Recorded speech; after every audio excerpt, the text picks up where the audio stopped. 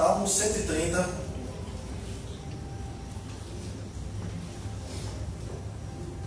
Salmo 130, cântico de romagem. Das profundezas clamo a ti, Senhor. Escuta, Senhor, a minha voz. Estejam alertas os teus ouvidos às minhas súplicas. Se observares, Senhor, iniquidades, quem, Senhor, subsistirá? Contigo, porém, está o perdão, para que te temam. Aguardo o Senhor, a minha alma o aguarda. Eu espero na sua palavra. A minha alma anseia pelo Senhor mais do que os guardas pelo romper da manhã. Mais do que os guardas pelo romper da manhã, espera Israel no Senhor, pois no Senhor há misericórdia. Nele há copiosa redenção. É Ele quem redime a Israel em todas as suas iniquidades. Amém. Amém.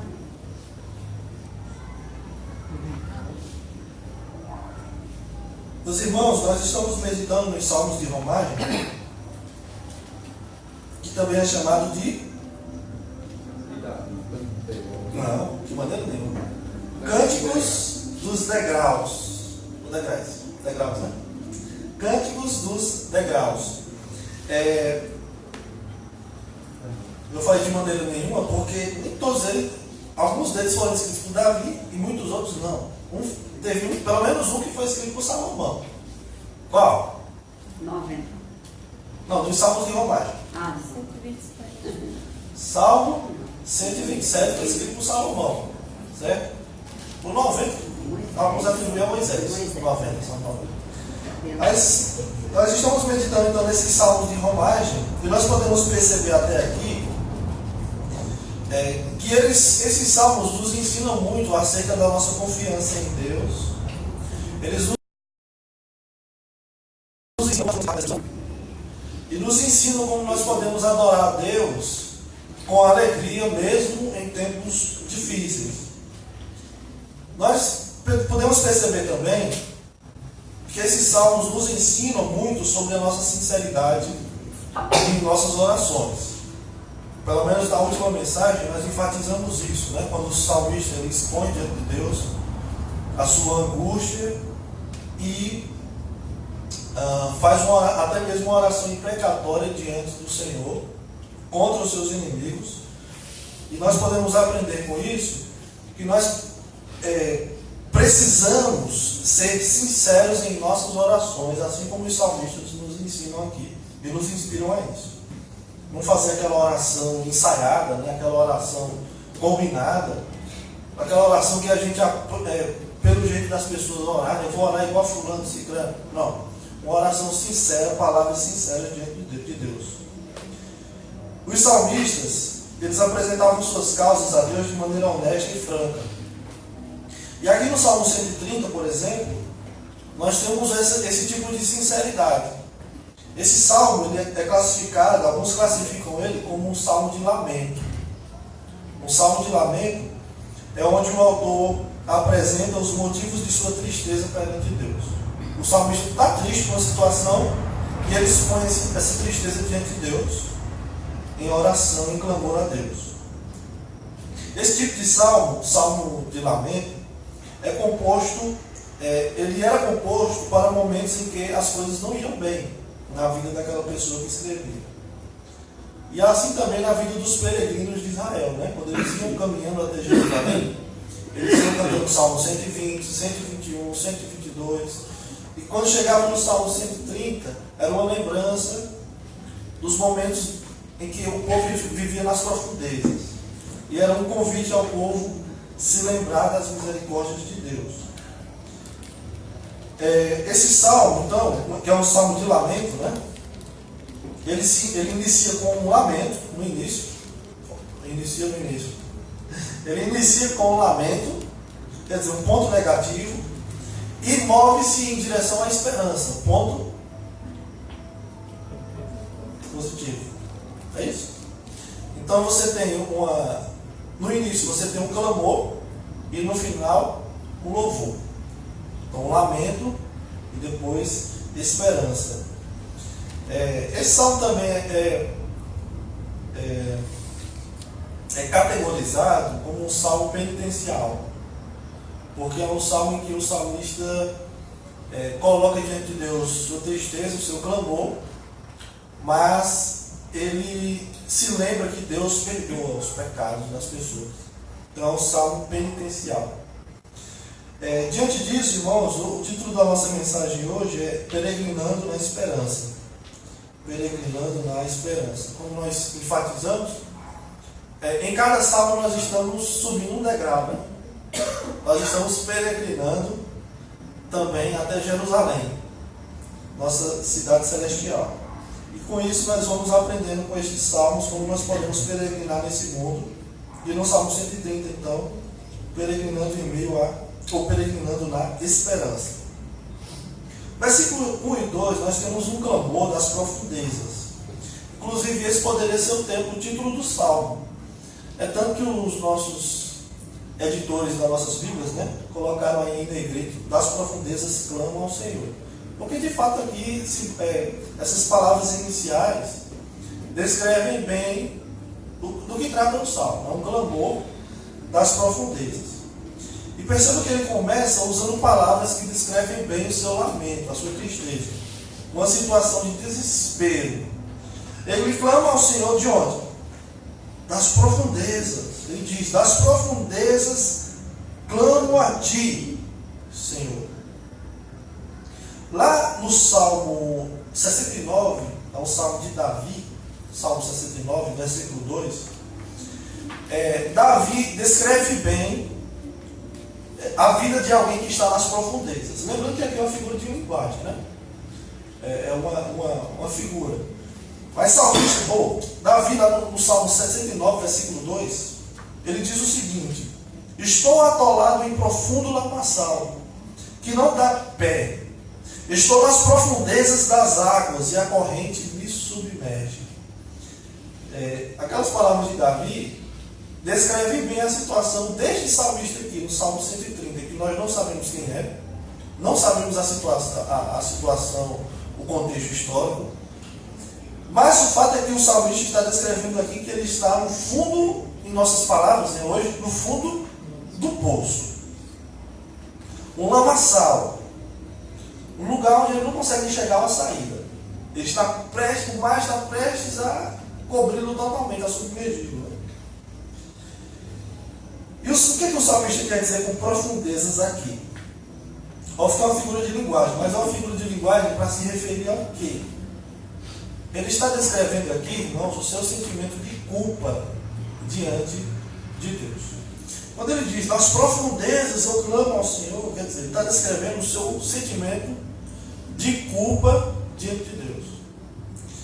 O pecado tem um terrível poder de nos distanciar de Deus. E o clamor do salmista é de alguém que reconhece que errou diante de Deus e ainda assim se sente tão culpado. Ele reconhece que errou diante do Senhor, mas ele se sente muito culpado pelo seu erro. E nós que não há problema em nos sentirmos culpados. Pelo contrário, quando a gente se sente culpado, é sinal de que Deus algo nos incomoda, o Espírito Santo nos incomoda, né? Mas o problema do salmista era se afogar na culpa. Ao mesmo tempo aqui, as profundezas podem descrever as consequências do pecado dele. Quando ele diz, eu clamo ao Senhor das profundezas, quer dizer, ele está colhendo, ou ele está reconhecendo que está colhendo o fruto amargo dos pecados que ele cometeu. E o pecado, como nós sabemos, traz consequências terríveis na vida das pessoas. E essas consequências, acredito eu, é uma das razões de o salmista dizer, chamar a sua situação de profundezas, do lugar mais profundo do mar. Ao ler este salmo, pelo menos esse início, a parte inicial, nos dá a impressão de que o salmista pode estar lidando com um quadro depressivo, inclusive. Essa expressão das profundezas, clamo a ti, reflete, ou pode refletir, uma pessoa que está passando por depressão. Certo? Sei que há muita polêmica sobre isso, eu não vou dizer polêmica, mas muito preconceito sobre isso, porque fala que crentes, pessoas de Deus, não sentem depressão. Não conhece a história de Elias, não conhece o sofrimento de Jó, né?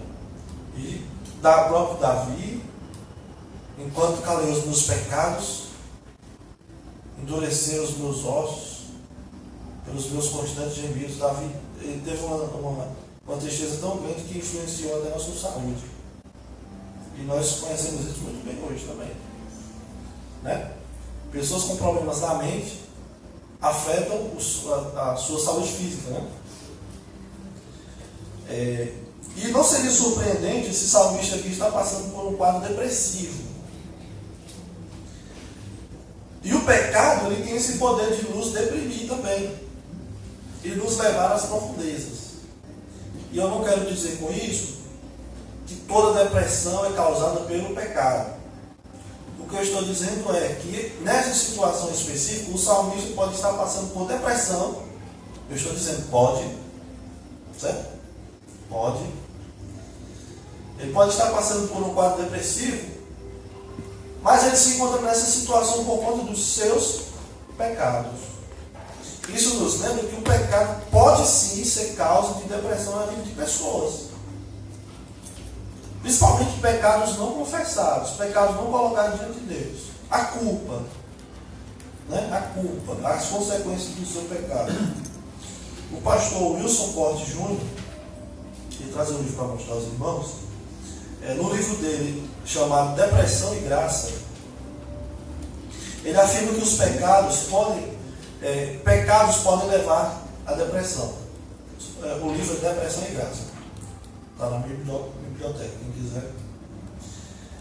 Ele cita, no seu livro, ele cita um outro escritor, se eu não me engano é um teólogo, é o Dr. David Murray. Ele fez um estudo sobre depressão, um estudo bem aprofundado, e nesse livro do pastor Wilson Porte, ele cita muito o Dr. David Murray. E ele diz o seguinte, abre aspas, assim como problemas do coração podem ser causados pelo abuso de cigarro e álcool, né? O diabetes pode ser causado pela glutonaria, né? Ou uma fratura exposta pode ser causada por se levar o corpo para além dos limites expostos por Deus, né? Que você fraturou o pé, às vezes é acidente, geralmente é acidente, mas existem casos em que a pessoa ultrapassou os limites. É isso? Quer dizer, tudo isso é consequência de algum pecado, né? Está entendendo? Olha só, problemas do coração, pode ser o abuso do cigarro, do álcool, né? Diabetes pode ser causado por glutonaria, que é o pecado da gula. É isso? Fratura exposta pode ser causada por levar o seu corpo para além dos limites que Deus estabeleceu. Também uma enfermidade mental, eu digo aqui que é a depressão no caso, pode ser causada por pecado pessoal também. O pecado pode ser uma das razões de pessoas depressivas. O sentimento de culpa. Agora lembre-se, ele nos alerta para não relacionarmos sempre a depressão ao pecado. Fulano está depressivo, é o caso do pecado. Não é isso que ele está dizendo. Ele está dizendo que o pecado pode levar as pessoas a ter um quadro depressivo. Especialmente as consequências do pecado e o sentimento de culpa. E o pecado pode nos entristecer de tal forma que o sentimento de culpa nos faça se sentir como o salmista aqui, as profundezas do mar, desamparado, sem esperança. E o que a gente faz quando se encontra numa situação dessa? Quando nós nos sentimos culpados, quando nós pecamos contra Deus? O versículo 2, ele clama ao Senhor. E é o que nós devemos fazer também. O que a gente faz quando a gente peca? Versículo 2 ele diz: escuta, Senhor, a minha voz, estejam alertas os teus ouvidos às minhas súplicas. Quer dizer, você tem um paralelismo aqui no versículo 2. Escuta, Senhor, a minha voz. Quer dizer, escuta está em paralelo com estejam alertas os teus ouvidos. e a minha voz em paralelo com as minhas súplicas. Perceberam? Um paralelismo aí no versículo 2. E é claro que nós devemos nos sentir culpados por nossos erros, irmãos. Mas nós não podemos ficar presos ao sentimento de culpa. Uma coisa é reconhecermos que somos culpados. Outra coisa é ficarmos presos a esse sentimento. Que pode nos levar às profundezas, né? Nós precisamos reagir de uma maneira bíblica diante da culpa. Eu estou culpado, eu faço o quê? Eu fico me batendo, eu bato na minha cabeça, eu bato no meu coração, né? É um jogador do Flamengo aí, que eu era fã, né? O Adriano Imperador. Ele pegou no Palmeiras, eu acho. Adriano Imperador, eu lembro que quando ele, em 2009, né? O Flamengo foi campeão, né? Brasileirão. E quando ele errava um gol, ele se sentia culpado de tal forma que ele fazia o quê? Ele batia na cabeça, né? Fazia assim. E isso lembra bem que algumas pessoas, quando se sentem bem culpadas, quando se sentem culpadas por algum erro que cometeu, algumas pessoas se machucam, inclusive. Tem jovens que cortam seus pulsos, né? Que se sentem culpados por algo que fez. Alguns sentem até desejos suicidas por conta da culpa. Só que a maneira bíblica de nós lidarmos com o pecado e com a culpa é a oração, é o clamor a Deus. O salmista clama ao Senhor. E quando nós erramos, Deus está pronto a nos ouvir, a ouvir a nossa confissão e nos purificar. O Salmo 51, Davi faz isso, né? Ele clama ao Senhor, depois de ele ter pecado contra o Senhor, inclusive relacionando-se com uma mulher casada. Lá em 1 João 1,9, nós temos a promessa: se confessarmos os nossos pecados, Ele é fiel e justo para nos perdoar os pecados e nos purificar de toda a injustiça. Então, não é errado nos sentirmos culpados. Na verdade, isso é positivo. Mas nós não podemos nos prender ao sentimento da culpa. Existe culpa, mas existe graça também. Deus é gracioso. Certo, irmãos? Então, no versículo 3 e 4, nós temos um vislumbre aqui da profundidade do pecado.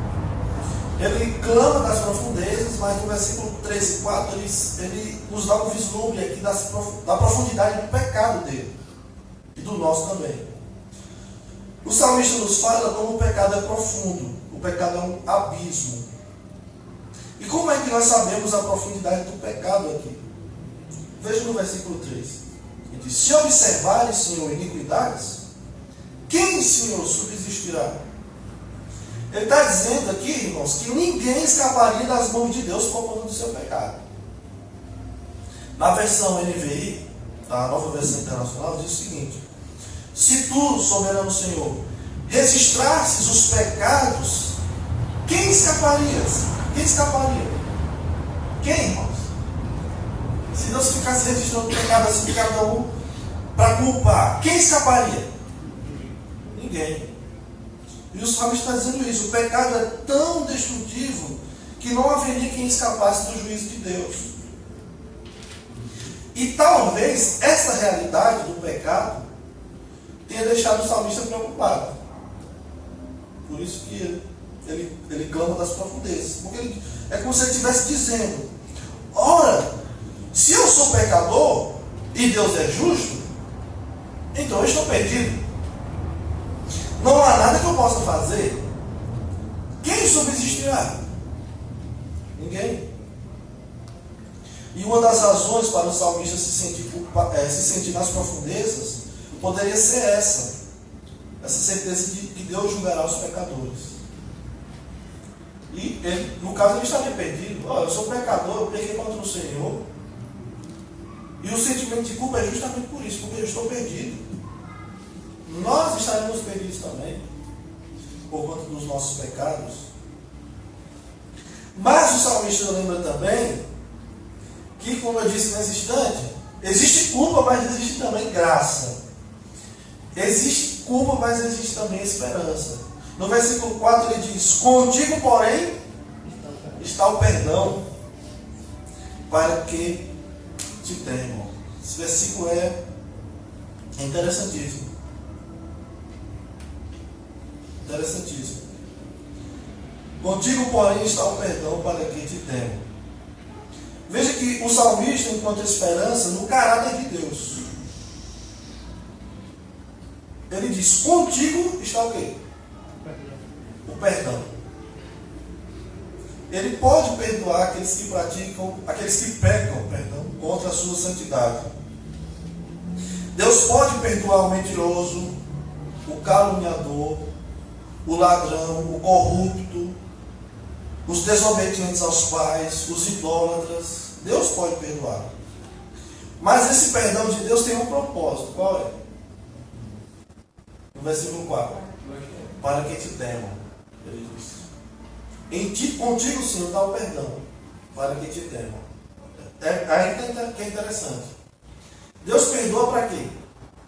Para que as pessoas reconheçam que elas são diante de Deus e temam a Deus.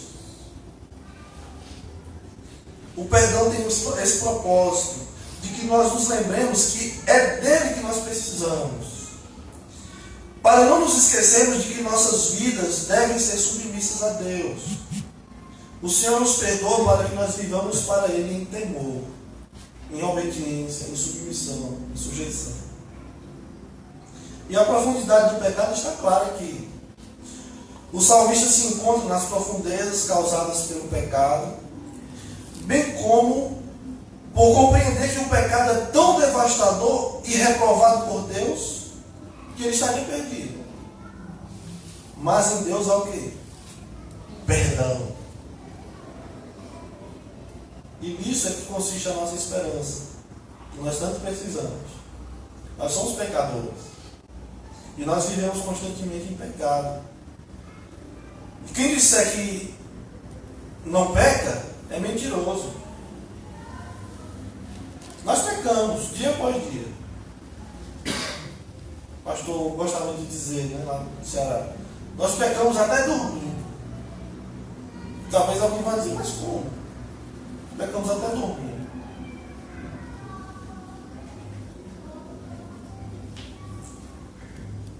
Mas o fato é que nós somos pecadores, mas Deus é perdoador. Então, nisso consiste a nossa esperança. Terceiro, culpa, graça. E o salmista agora fala sobre a profundidade da esperança que ele tem em Deus e que nós também devemos ter. No versículo 5, ele diz: aguardo o Senhor, a minha alma o aguarda, eu espero na sua palavra. Então agora nós falaremos sobre a profundidade da esperança que há para nós.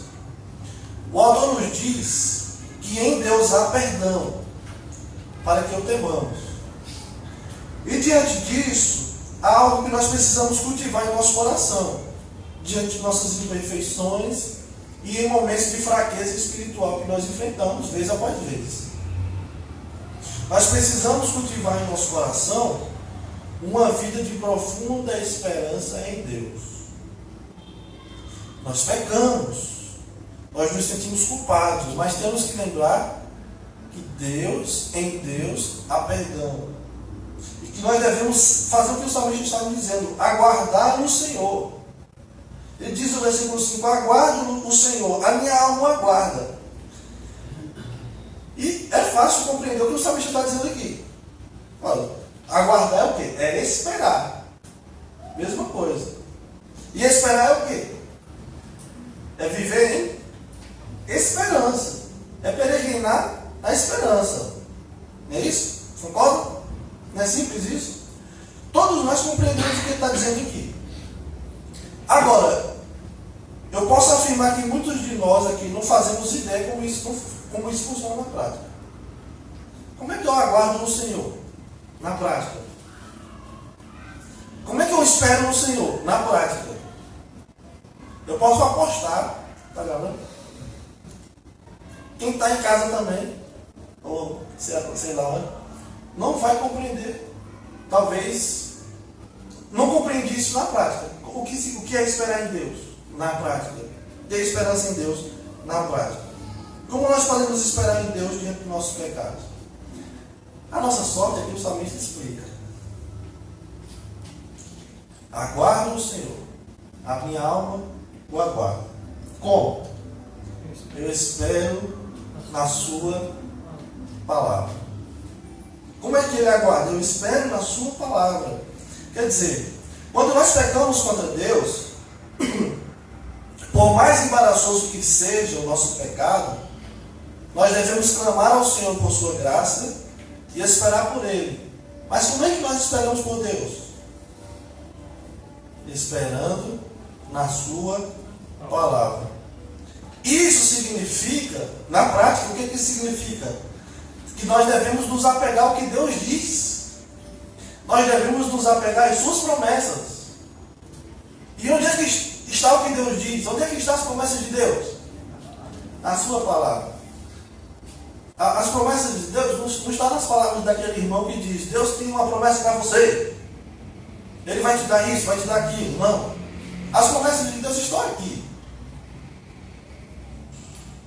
Vamos tomar como exemplo o texto que eu citei agora há pouco, o texto de João, que ele cita lá em 1 João, capítulo 1, versículo 9.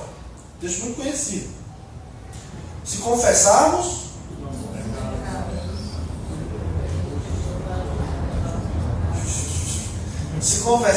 os nossos pecados, Ele é fiel e justo para nos perdoar os pecados e nos purificar de toda injustiça. Está muito claro esse texto. Dia que eu chegar ali para pregar, eu vou só ler. Não vou nem explicar muito. Está muito claro esse texto. Diante desse texto, nós não precisamos ficar presos à culpa, à tristeza, ao desânimo por causa de nossas falhas. Porque alguém que espera nas palavras de Deus, confia que Ele é o quê? Fiel e justo para nos perdoar os pecados e nos purificar de toda injustiça. Isso é se apegar, é esperar na palavra de Deus. Se apegar às promessas de Deus. Deus diz: olha, aqueles que pecarem, eu perdoarei. Quando clamarem a mim, eu ouvirei. Se vocês confessarem, Ele é fiel e justo para perdoar. 1 João 2,1 diz: nós temos um advogado junto ao Pai. Quer dizer, nós temos que fazer o que o salmista está dizendo que faz. Esperar na palavra de Deus, esperar nas promessas de Deus, se firmar naquilo que Deus diz. Se Deus diz que há esperança, se Deus diz que tem perdão, eu não preciso ficar preso à culpa, ficar preso os erros que eu cometi no passado. Não, coloque isso diante de Deus e Deus vai perdoar. E o salmista ilustra essa espera que ele faz em Deus, né? Ele aguarda em Deus como? No versículo 6, uma das partes mais bonitas do Salmo, no versículo 6 ele diz: a minha alma anseia pelo Senhor, mais do que os guardas pelo romper da manhã. Assim como os guardas esperam pelo amanhecer, está dizendo. Os guardas estão loucos para que o dia chegue, para que chegue aquela tranquilidade, né, do dia. Ele retrata uma esperança que não falhará, uma esperança que não se confunde. Aliás, esperança bíblica, né, não é aquela esperança que a gente tem de incerteza. Eu tenho esperança que eu vou me aposentar. Sim. Logo, por exemplo, uma pessoa que talvez ainda falte uns 5 anos para se aposentar, eu tenho esperança que eu vou me aposentar no mês que vem. Mas tem certeza disso? Não. Eu tenho esperança que amanhã eu vou sair para procurar emprego e vou achar. Isso não é esperança bíblica. A esperança bíblica se baseia numa certeza. Por exemplo, a esperança na volta de Cristo é uma certeza de que Cristo volta. Né? A esperança do salmista se baseia numa certeza. Eu vou aguardar o Senhor. E Ele estará pronto para me perdoar, pronto a me socorrer. É uma certeza, se baseia em uma certeza. Não é aquela esperança que nós aprendemos por aí. E ele usa essa ilustração, os guardas esperando o amanhecer, né? O autor diz o seguinte: pode ser que a noite pareça infinda, mas a manhã é certa, e o seu tempo é determinado. Então o salmista ele conclama também o povo de Deus, no versículo 6, né? Ele diz que a sua alma anseia pelo Senhor mais do que os guardas pelo romper da manhã. Aí ele diz agora para o povo: mais do que os guardas pelo romper da manhã, espere-nos Israel no Senhor, pois no Senhor há misericórdia e nele copiosa redenção. Então ele conclama o povo a esperar no Senhor mais do que os guardas pelo amanhecer também. Por quê? Porque no Senhor tem misericórdia e redenção. Mais uma vez o salmista enfatiza que a sua esperança é baseada no caráter de Deus. No versículo 4 ele diz o quê? Contigo está o perdão. No versículo 7 ele diz o quê? Que no Senhor há misericórdia. E também no versículo 7 ele diz que no Senhor há redenção. Então ele baseia a sua confiança, a sua esperança no caráter de Deus. Deus perdoa, Deus é misericordioso e Deus redime o seu povo. E redimir aqui é resgatar do pecado. É uma palavra-chave na Bíblia, né? Resgatar. Você tem ela lá no livro de Ruth. Aí você tem também o Senhor Jesus vindo para morrer na cruz pelos nossos pecados, nos resgatar do pecado. Então, no Senhor a redenção, a libertação. Por isso que ele diz no versículo 8: é Ele quem redime a Israel de todas as suas iniquidades. Deus nos redime, Deus nos salva. E uma vez que Deus nos salva, por que eu vou ficar preso aos meus pecados, àquilo que eu fiz, às falhas que eu cometi? Não, eu confesso diante de Deus, eu errei, mas no Senhor há perdão, misericórdia e redenção. Ou seja, resumindo tudo isso em uma palavra, no Senhor existe graça. Existe graça. Então, meus irmãos, para concluirmos, este salmo nos ensina a lidarmos com o pecado e a culpa. Em primeiro lugar, nós precisamos encarar o pecado como algo sério e destrutivo. Nós não podemos pensar que pelo fato de Deus ser gracioso e perdoador, nós podemos fazer o que quisermos e tudo ficará bem. Não é bem assim. Ah não, Deus é perdoador, é misericordioso e redentor. Ah, então eu vou fazer o que quiser, não preciso nem ficar como salmista. Não é por aí. Lembre-se que Deus nos perdoa para quê? Para que o temamos, para que nós reconheçamos que precisamos dele. Isso é importantíssimo. É importantíssimo considerarmos isso. Quando nós dizemos ao Senhor: Deus, eu pequei, perdoa-me, Senhor, eu confesso. Eu estou dizendo: Deus, eu pequei e o Senhor me ajudará a não pecar de novo. Me ajude. Eu me submeto ao Senhor e à sua palavra. Em segundo lugar, nós devemos nos sentir culpados quando nós erramos. Mas viver sentindo-se culpado não é uma virtude. Autocomiseração, né? Você se viver culpada, viver se rebaixando. Se bem que nós não somos nada, né? Mas se destruindo, viver com um sentimento pesado de que eu não sou ninguém, eu não presto para nada, eu só erro, eu só faço coisas erradas. Isso não é uma virtude cristã. A virtude cristã é: eu pequei, mas eu confesso diante do Senhor e deixo. Confessar o pecado É Deus, eu errei, está aqui. E deixa lá. Porque a cruz exterminou todos os pecados daqueles que creem no Senhor Jesus. Passado, presente e futuro.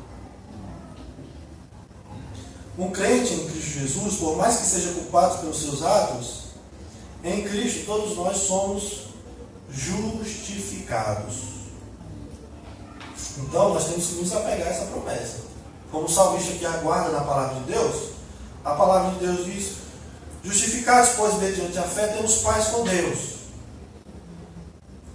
Eu pequei. Eu vou confiar no quê? Agora eu vou esperar no quê? A palavra de Deus que diz: temos paz com Deus.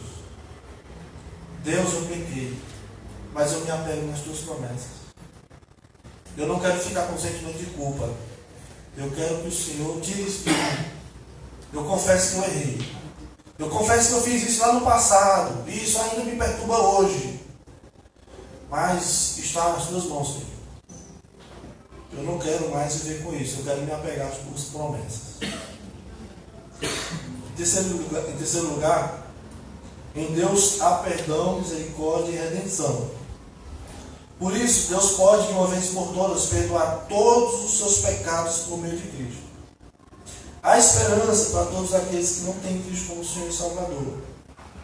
E tudo que essas pessoas precisam fazer é reconhecer seus erros e colocar diante de Deus.